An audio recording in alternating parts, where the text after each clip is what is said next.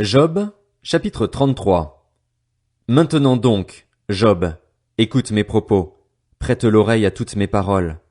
J'ai ouvert la bouche, les mots se bousculent dans mon palais. C'est un cœur droit qui inspirera mes paroles, c'est un savoir pur que mes lèvres exprimeront.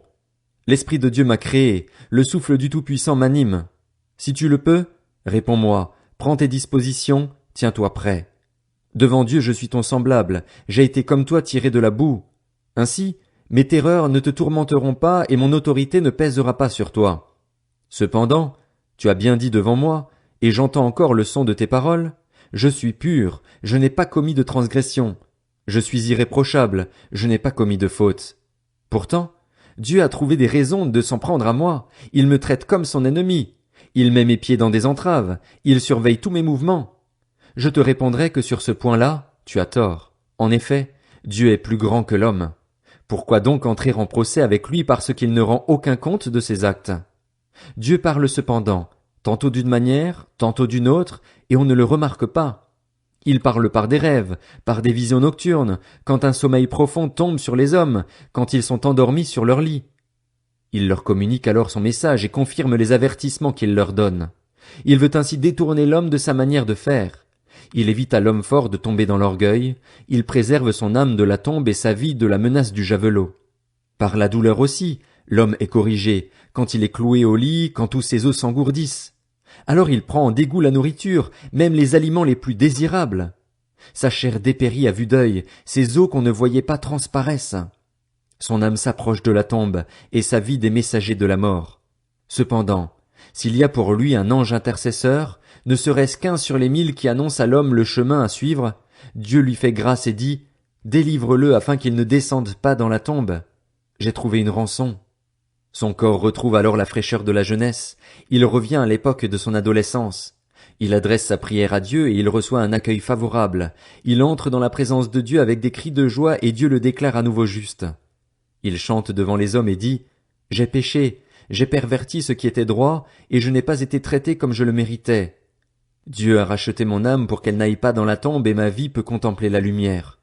Voilà tout ce que Dieu fait, 2 fois, 3 fois, avec un homme pour écarter son âme de la tombe et pour qu'il jouisse encore de la lumière des vivants. Sois attentif, Job, écoute-moi. Tais-toi, et c'est moi qui parlerai. Si tu as quelque chose à dire, réponds-moi. Parle, car je serai heureux de te donner raison. Si tu n'as rien à dire, écoute-moi. Tais-toi, et je t'enseignerai la sagesse. Job, chapitre 34. Élihu reprit. Sages, écoutez mes propos. Vous qui êtes des connaisseurs, prêtez l'oreille à ce que je vais dire.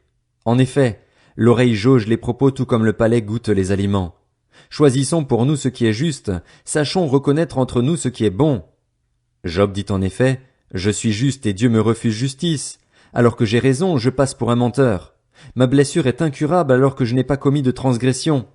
Y a-t-il un homme tel que Job, qui boive l'insolence comme l'eau, qui marche en compagnie de ceux qui commettent l'injustice, qui fasse route avec les hommes méchants? En effet, il a dit, l'homme ne gagne rien à mettre son plaisir en Dieu.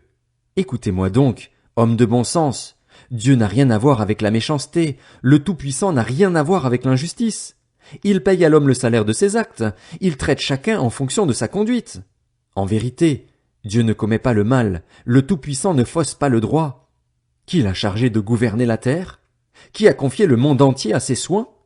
S'il ne pensait qu'à lui-même, s'il reprenait son esprit et son souffle, toute créature expirerait d'un seul coup et l'homme retournerait à la poussière. Si tu as de l'intelligence, écoute ceci, prête l'oreille au son de mes paroles. Celui qui déteste le droit pourrait-il vraiment régner? Condamnerais-tu le juste, le puissant? Dit-on au roi, vous êtes des vauriens, et au prince, vous êtes des crapules? Lui, il ne favorise pas les chefs et ne privilégie pas le riche face aux pauvres, parce que tous sont l'œuvre de ses mains. En un instant, il meurt. Au milieu de la nuit, un peuple est ébranlé et disparaît. Le tyran est écarté sans aucune intervention humaine. En effet, Dieu est attentif à la conduite de l'homme, il voit tous ses pas. Il n'y a ni ténèbres ni ombre de la mort assez obscure pour cacher ceux qui commettent l'injustice. Dieu n'a pas besoin d'observer longtemps un homme pour le faire entrer en jugement avec lui. Il brise les grands sans avoir à faire d'enquête et il les remplace par d'autres, car il connaît leur manière d'agir. En une nuit, il les renverse et ils sont écrasés. Il les frappe comme des criminels, en public. C'est parce qu'ils se sont détournés de lui, parce qu'ils n'ont pas prêté attention à toutes ses voix. Ils ont fait monter vers lui le cri du faible, or il entend le cri des plus humbles. S'il choisit la tranquillité, qui prononcera une condamnation? S'il cache son visage, qui pourra le voir? Il domine sur les nations aussi bien que sur les individus pour empêcher l'homme impie de régner et d'être un piège pour le peuple. En effet, a-t-il déjà dit à Dieu: j'ai supporté les conséquences de ma faute, je cesserai de faire le mal. Montre-moi toi-même ce que je ne vois pas encore. Si j'ai commis des injustices, je n'en commettrai plus. Est-ce d'après toi que Dieu rendra justice alors que tu fais preuve de mépris? C'est à toi de choisir, pas à moi.